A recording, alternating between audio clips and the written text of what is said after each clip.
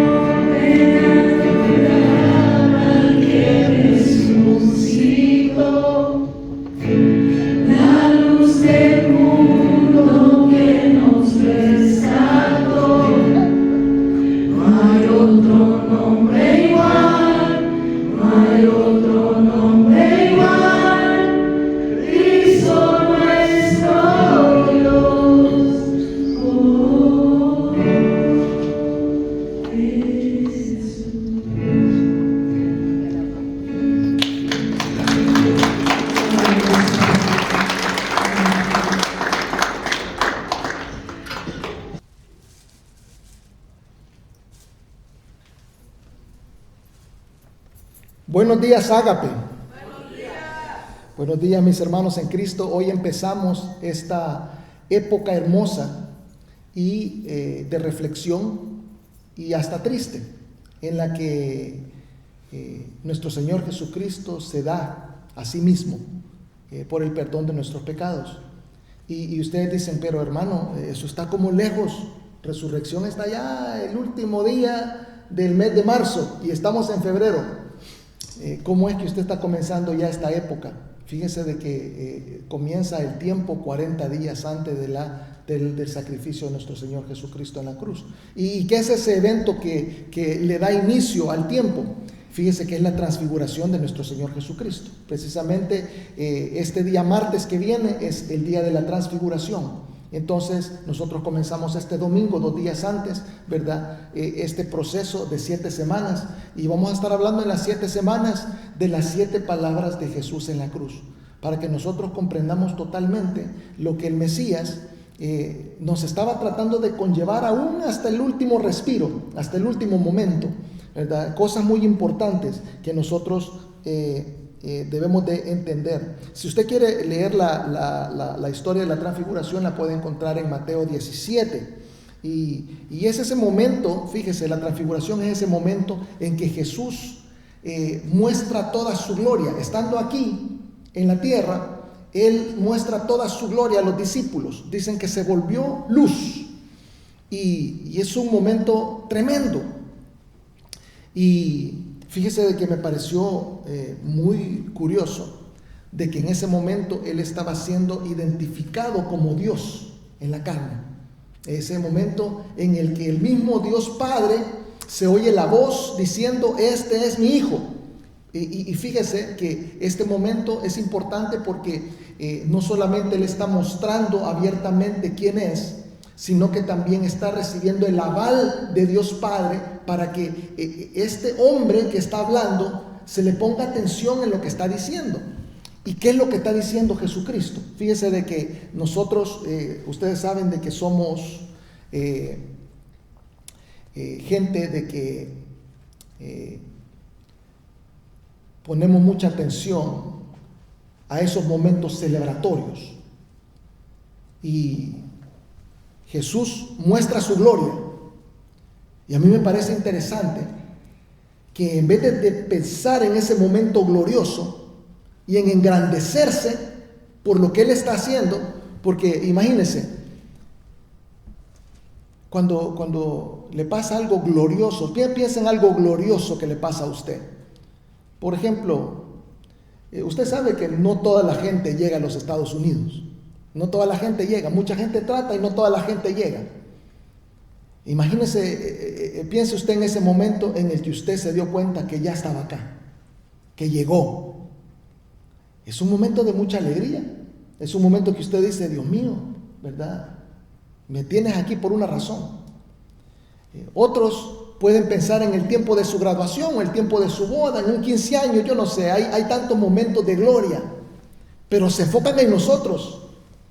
Porque de verdad, yo me doy cuenta de que tú, si te gradúas, tú te tomas la foto con el título y estás disfrutando de ese momento, ¿verdad? Que tú lograste algo, que te esforzaste por algo. Fíjate que el Señor Jesús no se está enfocando en Él. Y me parece bien interesante. Él está ocupando ese momento en el que muestra su gloria y está ocupando ese momento en que Dios lo avala para mostrar lo que Él va a hacer. ¿Y qué es lo que va a hacer? Fíjense de que como estudiosos de la Biblia, en los seminarios, en los institutos bíblicos, se nos da reglas de interpretación bíblica para que nosotros sepamos cómo interpretar la Biblia. La segunda regla de interpretación nos dice de que debemos de tomar en cuenta el contexto, ¿verdad? O sea, no podemos interpretar un versículo aisladamente, sino que tenemos que ver lo que dice antes y tenemos que ver lo que dice después. ¿Qué es lo que dice antes de la transfiguración de Jesucristo y qué es lo que dice después? Si usted ya llegó ahí a Mateo 17, porque algunos son curiosos y lo buscan, se va a dar cuenta que inmediatamente antes de la transfiguración de Jesús, Jesús anuncia su muerte. Y después de la transfiguración de Jesús, inmediatamente después, Jesús anuncia su muerte. O sea, quiere que nosotros nos enfoquemos en su muerte. Hay algo importante en su muerte. Hay algo importante que va a suceder ahí en la cruz. Y él, su vida, fíjate, nosotros vivimos para esos momentos de gloria. Nosotros vivimos para esos momentos en los que nosotros somos señalados como algo importante, como alguien que logró algo. Pero nunca decimos en el momento de gloria. Imagínense que yo me estoy graduando y estoy con el título y agarro el micrófono, ¿verdad?, para decir unas palabras y les digo, fíjense que me voy a morir. ¿Cómo me llaman a la policía, ¿verdad?, para que me lleven rápido al hospital porque quizás soy suicida, me quiero suicidar, ¿verdad?, que soy suicida. O me miran raro, ¿verdad?, por eso. Pero Jesús, ¿verdad?, los discípulos se le quedaron viendo extrañados, ¿verdad?, que él estaba enfatizando la muerte, porque era algo importante que venía. Él no se estaba concentrando en su gloria, él estaba concentrándose en esos momentos. Y él quiere mostrarnos a través de esas 7 palabras que él dice en la cruz, cosas importantes. Cada enunciado que él emite en la cruz puede resumirse en una palabra. Y definitivamente el Señor quiere hablarnos en estos días, porque la palabra de la cual vamos a hablar ahora es el perdón. Y la escuela dominical hoy habló de perdón. Y vamos a orar. Les voy a pedir que se pongan de pie. Y les voy a pedir que leamos Lucas 23 del 33 al 38. Pocos versículos, pero con mucha enseñanza. Lucas 23 del 33 al 38.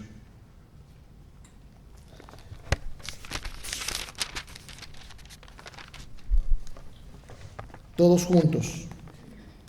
Y cuando llegaron al lugar llamado de la calavera, le crucificaron allí y a los malhechores, uno a la derecha y el otro a la izquierda. Y Jesús decía, Padre, perdónalos porque no saben lo que hacen. Y repartieron entre sí sus vestidos echando suertes. Y el pueblo estaba mirando y aún los gobernantes se burlaban de él, diciendo, a otro salvó, sálvese a sí mismo, si este es el Cristo, el escogido de Dios. Los soldados también le escarnecían, acercándose y presentándole vinagre y diciendo, si tú eres el rey de los judíos, sálvate a ti mismo. Había también sobre él un título escrito con letras griegas, latinas y hebreas. Este es el rey de los judíos. Vamos a orar. Padre Todopoderoso, te doy gracias por tu palabra. Bendito sea, Señor, por lo que acabamos de leer. Que seas tú, Señor, dirigiendo mis palabras y que mis hermanos puedan concientizarse, Señor, de tu sacrificio y de lo especial que ha sido las cosas que hiciste mientras estuviste en la tierra y que fueron un modelo para que nosotros podamos comportarnos. Algunas de esas cosas son simple y sencillamente no para que nosotros nos comportemos diferentes, sino que para que sepamos. Esta vez, Señor, me doy cuenta de que debe de haber una respuesta, pero es importante que sepamos y que todos acá se vayan hoy sabiendo, Señor, lo que tú quieres que nosotros sepamos. Bendito seas por tu palabra, gracias por ella, porque la necesitamos y porque nos da vida y vida en abundancia. En Cristo Jesús te damos gracias. Amén. Tomen asiento. Fíjate bien, el versículo 33 dice que cuando llegaron a ese lugar llamado Gólgota, se traduce calavera, le crucificaron ahí y a los malhechores, uno a la derecha y el otro a la izquierda. Y es entonces que Jesús, fíjate, ya clavado y elevado en la cruz, emite esa primera palabra. Padre, perdónalos porque no saben lo que hacen. La primera palabra que Jesús dice en la cruz es perdón. Y nosotros nos ponemos a analizar como lo hacemos siempre. Y decimos, perdónalos, dice, porque no saben lo que hacen. Está hablando de algo que ellos están haciendo. Y también queremos saber quiénes son ellos. Y entonces, fíjate, me parece interesante que nosotros cuando atravesamos un dolor, y yo aprendo mucho de esto y yo quiero que aprendas tú también, cuando atravesamos un dolor que alguien nos ha causado, yo creo que no se nos ocurre perdonar, ¿verdad? Se nos ocurre maldecir, y esa es naturaleza humana, y eso es un dolor del corazón, un dolor mental.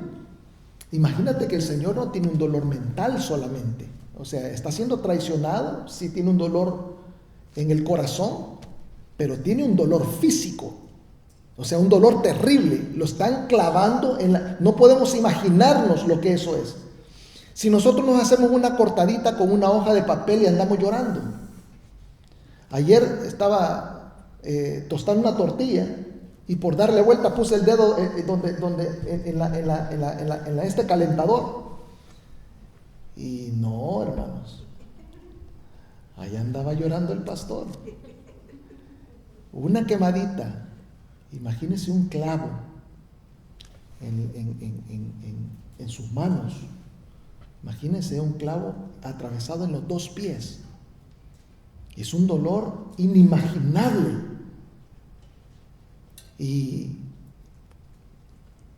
fíjate qué ejemplo de Jesús, que lo primero que se le ocurre es pedir perdón por aquellos que no sabemos bien quiénes todavía, y eso es lo que vamos a ver ahorita. Pero yo me doy cuenta primeramente qué clase de perdón es. Porque fíjate que hace 2 semanas hablamos del perdón. O sea, el Señor nos quiere mostrar algo, porque hace 2 semanas apenas hablamos de perdón. Y esto no es una cosa que uno planea. Y hoy en la mañana hablamos de perdón. Y hoy otra vez estamos hablando de perdón, pero este perdón es diferente. Porque fíjate de que la semana pasada y hoy hablamos de perdón a otro humano igual que nosotros. Y no importa qué color sea ese humano, puede ser verde, azul, amarillo, cualquier color, no importa qué idioma hable, no importa qué costumbres, no importa cuánta plata tenga, es un humano. Somos lo mismo en esencia. Pero con Jesús no es lo mismo. No somos iguales con Jesús. Jesús no es igual a nosotros. Jesús es Dios. Y fíjate que y esto es lo que a mí me llama la atención, que entre más poderoso es alguien, más escaso es el perdón. Yo estaba viendo ejemplos de gente poderosa a la que se le hace algo y no perdonan. El otro día estaba hablando precisamente con mi amigo Omar de una historia que circula acerca de Hitler, que él tenía un barbero y le estaba rasurando, y dice que de repente detuvo la cuchilla y dijo: tanto poder que tienes y está bajo mi cuchilla. Y Hitler no le dijo, dicen que no le dijo nada. Y cuando se levantó de la silla, ya quitándose la espumita, dijo: mátenlo. Y dijo: pero no he hecho nada. Y le dice: pero lo pensaste. Entonces, un poderoso no perdona. Me di cuenta también otra historia de que a George Bush le tiraron un zapato. ¿Sí se dieron cuenta de eso? Un periodista le tiró un zapato. Eso es una gran ofensa en el Medio Oriente. Entonces el periodista era del Medio Oriente y le tiró un zapato. Y le metieron, no sé si fueron 5 años de cárcel por tirar un zapato. Entonces, otro le tiró un zapato también a Hillary Clinton. No sé si de ese se dieron cuenta menos. Y a esta, como no era jefe o cabeza de Estado, solo le dieron probation, pero parece que fue 1 año y tenía que ser, ¿cómo se llama? Supervisado por agentes federales, y le hicieron la vida imposible por tirar un zapato a esta muchacha. Entre más elevado está la persona a la que ofendes, hay una deuda de pagar. Y Jesucristo, nosotros tenemos una deuda tan elevada con Él porque estamos ofendiendo a Dios, nada más y nada menos. No somos lo mismo con Jesucristo, pero Él elige perdonar. Y me parece sorprendente eso. Me parece sorprendente de que incluso Pablo, si se acuerdan ustedes, en Colosenses, acabamos de terminar el capítulo 2 y señala a Jesucristo como el modelo de perdón. Es tan grande la manera de perdonar de nuestro Señor Jesucristo, tan perfecto su ejemplo, que Pablo nos dice, a Él imítenlo. Como Él lo hizo, así háganlo ustedes. El patrón de perdón lo establece el Rey del universo, nuestro Señor Jesucristo. Y en este pasaje podemos ver perfectamente el ejemplo que Él nos está poniendo. Fíjate bien qué es lo que precede a este momento en lo que Él está perdonando. Porque queremos saber qué es lo que le hicieron y quién. Lo que antecede es el juicio. El juicio. Y fíjate que te voy a poner una imagen ahí que es un juicio ilegal el que le hicieron a nuestro Señor Jesús. Hay algo que nosotros en nuestros países le llamamos agarrar a alguien con las manos en la masa. ¿Quién ha oído de eso? Levante la mano. ¿Verdad? Todos saben qué es agarrar a alguien con las manos en la masa, ¿verdad? Y eso es cuando, ¿verdad? Si a usted lo agarran robando o lo agarran haciendo cualquier cosa, lo agarran en el momento, agarrado en el acto, no hay manera de que usted se defienda. Jesucristo no estaba con las manos en la masa, Él no estaba delinquiendo cuando lo fueron a apresar. O sea, no había, ¿verdad?, por qué apresarlo. Segundo, llegaron sin tener una acusación formal en su contra. No había nadie que hubiera dicho, yo tengo un problema con este. No había ido nadie a los dirigentes a decir, este está cometiendo este delito. No había una acusación formal de la comisión de un delito. Número 3, no había testigos. Y fíjate bien, era requerido por la ley judía que si había una acusación, una persona tuviera, alguien que hubiera visto el crimen que esta persona había cometido. Pero no había testigos. Quiere decir que no podía ser acusado, no podía ponerse un cargo en su contra.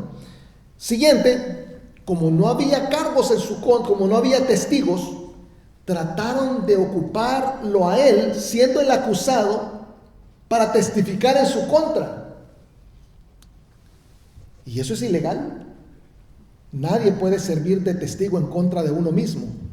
O sea que la interrogación que le hicieron era para que él dijera algo en lo que lo hicieran tropezar. Y fíjate que lo que hizo Jesús fue guardar silencio. Entonces no lo pudieron hacer tropezar porque se cayó. Pero si él hubiera dicho algo, lo que iban a hacer era ocupar lo que él dijera en su contra. Fíjate, y eso es ilegal para la ley judía, ¿verdad? O sea, lo querían hacer testigo de sí mismo. Fíjate bien, no había una orden judicial para su detención. Porque si no había una acusación, tampoco había una orden. O sea, lo fueron a agarrar sin haber una orden. Otra cosa fue que lo examinaron de noche. Y eso no era permitido. Era permitido apresar a una persona de noche. Lo podían apresar a cualquier hora. Pero tenían que esperar hasta el siguiente día para examinarlo. O sea, para hacerle preguntas, para interrogarlo. Pero lo interrogaron de noche.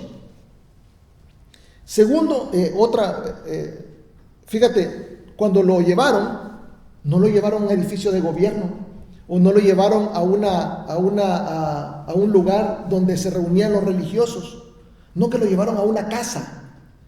Lee la historia y te vas a dar cuenta que lo llevaron a la casa de Anás, a la casa de alguien. Y fíjate qué curioso, que a la casa de donde él lo llevaron, era una persona que no tenía ningún poder. Anás no era el sumo sacerdote, no tenía poder legal, no tenía jurisdicción, no tenía autoridad. De hecho, los romanos lo habían quitado de su puesto. Había sido depuesto. Y lo llevan donde una persona común y corriente. ¿Verdad? Como que a ti te arresten ahorita y en vez de llevarte a la policía te llevan, ¿verdad?, para un sótano. Así trataron a Jesús. Eso es ilegal. Después lo llevaron de Caifás. Y Caifás sí tenía autoridad, pero lo juzgó solo. Y la ley judía no permite juzgar a un juez solo, tienen que haber más de uno. Entonces, yo le estoy diciendo todas estas cosas para que se den cuenta la ilegalidad con la que trataron a Jesucristo. No hubo un juicio justo. Ahora, si usted comete un delito, por malo que sea, a usted lo llevan, usted tiene su día en corte, le decimos aquí en Estados Unidos, a usted lo llevan delante de un juez y usted puede llevar un abogado y usted puede defenderse, no importa qué tan culpable sea. Van a presentar las pruebas en su contra y seguramente lo encuentran culpable, pero usted tiene derecho a ir a un juicio legal. Jesucristo no tuvo ese derecho, le fue tomado ese derecho. Y quiero que sepan que nuestro sistema judicial y de muchos lugares del mundo, de los países de primer mundo, dependen del derecho romano. O sea, ellos fueron quienes instituyeron la manera como se juzga y le rompieron la manera de ser juzgado a Jesús. Y ahorita vamos para lo que es el sistema romano. Ahorita estamos todavía en el sistema judío. Los judíos tampoco permitían que alguien fuera juzgado durante la Pascua. Y lo juzgaron durante la Pascua, una celebración. Tenían que esperar hasta que la Pascua pasara para juzgar a Jesucristo. Pero lo juzgaron cuando no era. Y fíjate que a pesar de todas estas irregularidades, lo hallaron culpable. O sea, ¿cómo hallas culpable a alguien contra quien no hay cargos, no hay acusaciones? Pero lo encontraron culpable. Lo encontraron culpable de blasfemia. Entonces yo me doy cuenta, hermanos, de que definitivamente los judíos están entre aquellos a los que Jesús le está pidiendo al Padre que perdone. Definitivamente ahí están. Y lo que hicieron, este juicio ilegal, es también una de las cosas por las cuales ellos deben de ser perdonados. Ahora, la cosa no acaba ahí. Se lo llevan para los romanos. Porque fíjate, los judíos podían juzgar entre sí, pero eran gobernados por los romanos. Y entonces los romanos los dejaban que ellos hicieran sus juicios y que se pusieran toda clase de castigos. El único castigo que no podían poner era la pena de muerte. Les habían quitado el derecho a matarse entre ellos, porque ellos sabían que los judíos eran bien sensibles y que se mataban por cosas, ¿verdad?, que ellos pensaban que no eran dignas de muerte. Entonces les quitaron el derecho a decidir por muerte y tenían que ir a pedirle permiso a los romanos para matar a alguien. O sea, a ellos no les bastaba con castigar a Jesús, no les bastaba con encerrar a Jesús, no les bastaba con nada de eso. Ellos querían matar a Jesús. Así que se fueron a meter de los romanos y lo metieron en el rollo. Entonces, fíjate, lo llevan de los romanos y te quiero mostrar otro cuadro. Una condena injusta de Jesús. Cuando llegaron donde los romanos, fíjate bien, ¿de qué lo encontraron culpable a Jesús? ¿De qué lo encontraron culpable a los judíos? De blasfemia. Pero blasfemia es un cargo religioso que a los romanos no les importa, ¿verdad? Ellos no creen en Dios, así que la blasfemia para ellos no tiene ninguna importancia. No lo pueden acusar de muerte por blasfemia. Entonces le cambian el cargo. Cuando lo presentan donde los romanos, lo presentan ahí por traición al Estado romano. Ya cambiaron los cargos, porque tiene que haber algo grave. Es un traidor. O sea, mintieron para que lo acusaran de muerte. Cambiaron los cargos, lo examina Pilato y Pilato dice, este hombre es inocente. Por cuestiones de jurisdicción, lo manda para donde Caifás. Donde Herodes. Y viene Herodes y lo halló inocente. Tampoco encontró nada malo en él. Lo traen de regreso. Y cuando tú encuentras inocente a una persona, ¿qué es lo que haces? Lo sueltas, lo dejas en libertad, porque ya está un fallo. Dijo, no encuentro nada malo en este hombre. Tenía que soltarlo. Y no se puede cambiar el resultado de un juicio si no hay una apelación, igual que la manera como nosotros hacemos hoy. Si tú vas a corte y te encuentran culpable, tú puedes decir, no, yo no soy culpable. y puede llenar una apelación. Eso mismo podían hacer ellos. Pero sin apelación, por la insistencia de los judíos, le cambiaron el resultado de su juicio. Y siendo inocente, le puso castigo.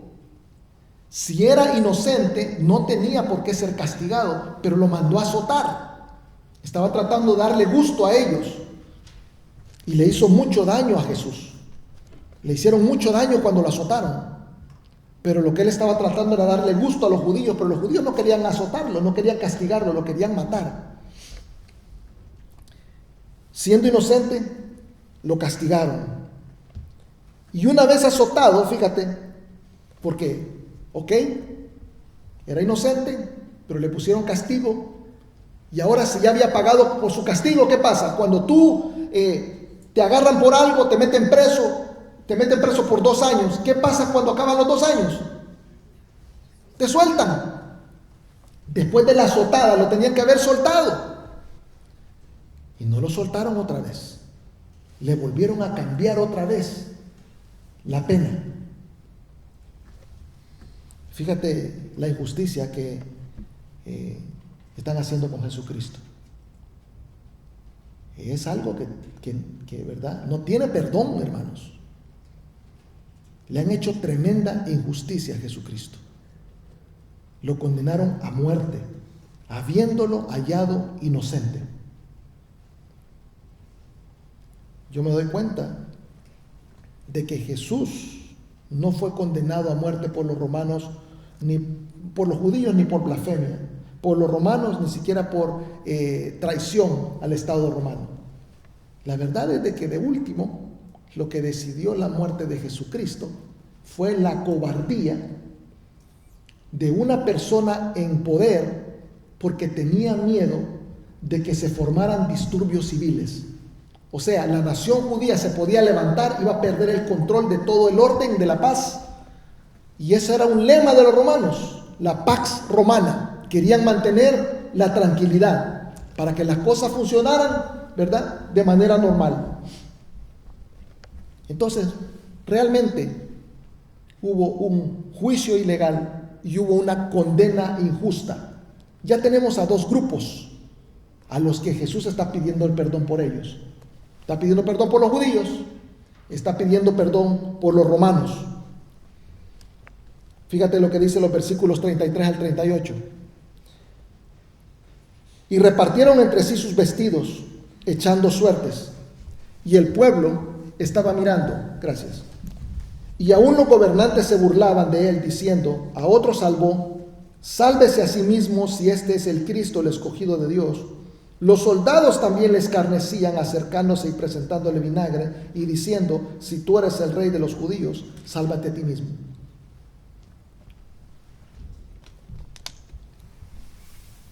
Los que escarnecían eran soldados romanos. Ya no estamos hablando de gobernantes, ya no estamos hablando de Herodes, ya no estamos hablando ¿verdad?, de Pilato. Estamos hablando de soldados. Y el pueblo judío solo estaba viendo. Y fíjate, hermano, que yo me doy cuenta que no estamos hablando de los sacerdotes, de dirigentes, ni de soldados judíos, ¿verdad?, de Sanedrín. Estamos hablando de la persona común y corriente. Y fíjate, hermano, que yo no creo en las protestas. A mí y a mi familia nunca nos vas a ver marchando por ninguna razón, no importa cuán injusta sea lo que están haciendo, no me van a ver marchando. Pero sí creo en hablar en contra de las cosas. Sí creo. Creo que nosotros debemos expresar nuestro desacuerdo contra lo malo. Debemos de hablar. Debemos de decir las cosas. Fíjate que yo nunca me vas a oír decir nada en contra del gobierno. Nunca me vas a decir nada en contra de un gobernante. Yo oro por el gobierno y yo oro por los gobernantes. No me importa si es el partido que me gusta o es el partido que no me gusta. Ni siquiera saben ustedes cuál me gusta y cuál no me gusta. Porque ese no es un tema del que vamos a hablar desde este púlpito. Este púlpito es para hablar de la palabra de Dios, no es para hablar de política. Se debe respeto al gobierno y a los gobernantes sin importar lo que estén haciendo. Pero cuando el gobierno hace algo que es condenable, hermanos, se debe de condenar. Se debe de condenar. Porque si no, quiere decir que tú estás condenando, que estás condonando sus acciones, estás de acuerdo con ellas y te estás haciendo parte de su pecado. ¿Sí me entiendes? Sí debes de hablar en contra de lo que es malo. Al pecado se le llama pecado y a lo bueno se le llama bueno. Y no puede ser al revés. Y eso es cosa que la palabra de Dios nos indica. Prácticamente el pueblo judío solamente estaba admirando la maldad. Y como les dije ya, cuando uno no habla en contra de la injusticia, te estás haciendo partícipe de ella. Yo creo que una gente que no habla, aún en contra de los fuertes, es una gente sin carácter. Es una gente sin carácter. Se debe de denunciar la maldad y se debe de apoyar a los inocentes y a los débiles. Se debe de apoyar. Pero mucha gente deja de hacer estas cosas por no verse aislado. Y comenzaron todos los judíos, los soldados, gente de menor rango, a burlarse de un inocente que estaba en una situación indefensa. Porque ¿cómo podía defenderse Jesús mientras estaba en una cruz? En ninguna manera. ¿Y qué es lo que dice Jesús? Padre, perdónalos porque no saben lo que hacen. Pidiendo perdón por ellos. Jesús sabe más en detalle lo que nosotros estamos hablando. Yo quiero que ustedes vean el detalle, pero Jesús conocía bien hasta los corazones de ellos. Y todo esto no tiene perdón. Le están quitando la vida al Mesías, a Dios, al Creador y Dador de la vida. Y nosotros que conocemos quién es y qué es lo que ha hecho por nosotros, nos da dolor en el corazón.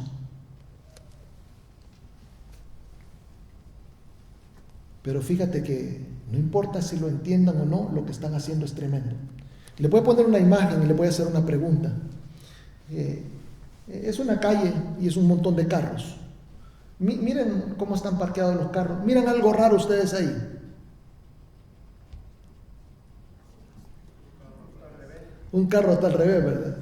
Pues fíjese que si usted me hubiera preguntado antes, yo creo que no me hubiera dado cuenta. Pero esta semana fui como parte de mi nuevo trabajo a una empresa. Y es en Atlanta. Y en Atlanta cuesta encontrar parqueo, especialmente en medio de la semana. Y la calle de donde yo venía saliendo y donde necesitaba parquearme estaba colocada de una manera curiosa, porque desemboca mal. Entonces cuando tú sales, el sentido opuesto te queda enfrente. Y entonces yo me parqué como este que está aquí, en sentido contrario.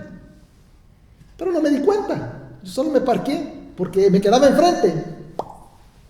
Me vi si había rótulos, ¿verdad? Que no me podía parquear, porque también ponen rótulos ahí. Aquí no se puede parquear, o solo se puede parquear de tal hora a tal hora, solo se puede parquear por 15 minutos. Entonces yo reviso los rótulos para evitar tickets, ¿verdad? Multas. No sé cómo le digan ustedes. Esquelas. Regreso y encuentro el regalo en el parabrisas. Y yo digo, ¿y esto? Y me vuelvo a leer, y me comienzo a ver dónde están los rótulos y no hay rótulos. Dice, por parquearse ilegalmente en sentido contrario. O sea, ¿por qué dice eso? No me di cuenta. Pero porque yo no me di cuenta, yo no puedo ir al juez a decirle, pero es que yo no me di cuenta. Te des cuenta o no te des cuenta, lo estás haciendo y tenés que pagar la multa. Y eso mismo está pasando con los romanos y los judíos. No saben lo que están haciendo, pero tienen que pagar. Y fíjate que Jesús está quitándoles la multa. Y la multa es muerte. Y me parece interesante y tremendo. Interesante y tremendo. Es difícil de absorber la idea de que Jesús está pidiéndole a Dios que perdone a esta gente. Fíjate, el último versículo dice que había también sobre él un título escrito con letras griegas, latinas y hebreas. Este es el Rey de los Judíos. Cuando los judíos llevaron a Jesús a los romanos para que les permitieran matarlo, la acusación fue traición al Estado romano. Esa es la acusación. Pero los romanos lo encontraron inocente y se dieron cuenta de que en realidad lo estaban matando porque era el rey de los judíos. O sea, los romanos se dieron cuenta de que él no quería ser rey de Roma, pero se daba cuenta que si era un dirigente al que los dirigentes odiaban. Entonces le puso este título arriba. Yo sé que ustedes han visto en los crucifijos esas 4 letritas, INRI, y muchas veces no saben qué es lo que significa INRI, y solo lo miran y no se preguntan. En latín, la J es una I, no se ocupa la J en latín, es I. Entonces es Jesús Nazareno, Rey de los judíos. Eso es lo que significa INRI. Y era una burla para los judíos, era un sarcasmo para hacerlos enojar.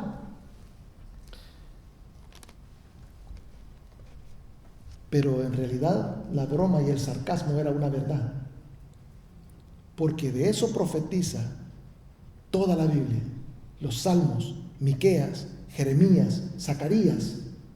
Dice que Jesús va a ser el rey de los judíos. Eso es lo que le prometió Dios a David.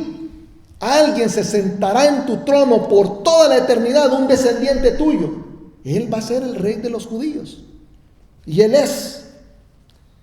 Y a su madre se le revela en Lucas 1, 31 al 33. Fíjate, lo vas a tener en pantalla. Y ahora concebirás en tu vientre y darás a luz un hijo y llamarás su nombre Jesús. Este será grande y será llamado Hijo del Altísimo. Y el Señor Dios le dará el trono de David, su padre. Ahí está la promesa a David. Pero mira lo que viene ahí.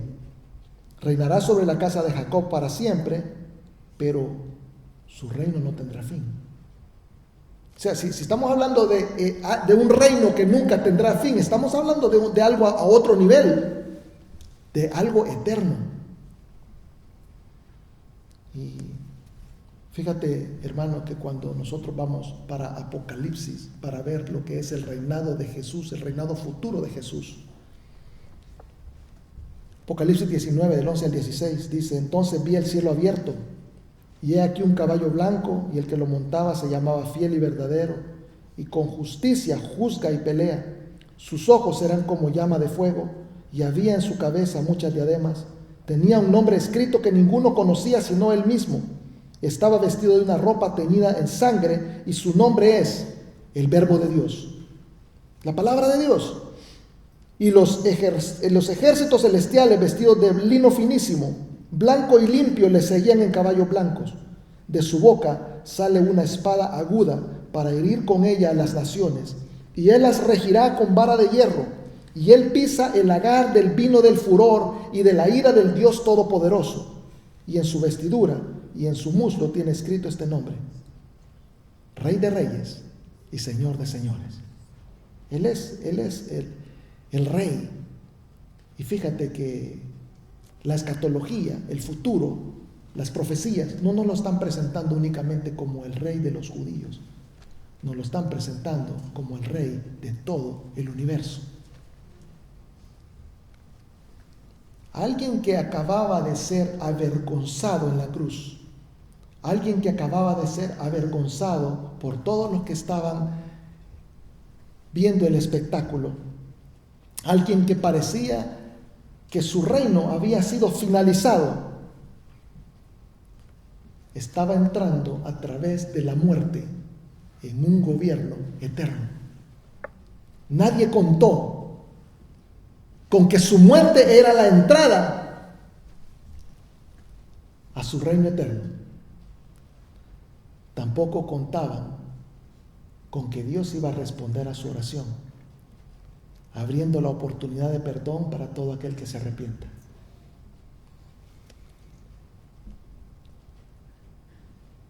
Con esa oración poderosa, nuestro Señor Jesucristo abrió el perdón a todos nosotros, porque no son solo los romanos y los judíos los que mataron a Jesucristo, somos cada uno de nosotros que cometemos pecado. Todos tenemos parte en la crucifixión de Jesucristo, y ahora Él, a través de este momento, nos está abriendo la oportunidad para el perdón y la paz con Dios. Qué lindo es, hermanos, que nosotros tenemos la oportunidad de imitar la clase de perdón que Dios nos ha mostrado a nosotros. Bendito sea nuestro Señor por el ejemplo que tenemos en Jesucristo. Vamos a orar. Padre Todopoderoso, gracias. Gracias por Jesucristo, Señor, y gracias porque todo lo que le sucedió a Jesucristo sabemos que es una tremenda injusticia. Sabemos que fue algo completamente ilegal. Y habiendo recibido Él toda la carga de la maldad humana, Él eligió, Señor, sernos de ejemplo y demostrarnos la manera como nosotros debemos de perdonar. Gracias te doy por cada uno de nosotros que perdona y que olvida. Bendito sea, Señor, porque has puesto este ejemplo delante de nosotros para imitarlo y porque en nuestros corazones está el perdón. Te pido, Señor, que cada uno de mis hermanos en este momento venga delante de ti pidiéndote perdón primeramente a ti. Y luego, Señor, que ponga delante de ti cualquier situación en la que necesita perdón y en la que necesita ser perdonado.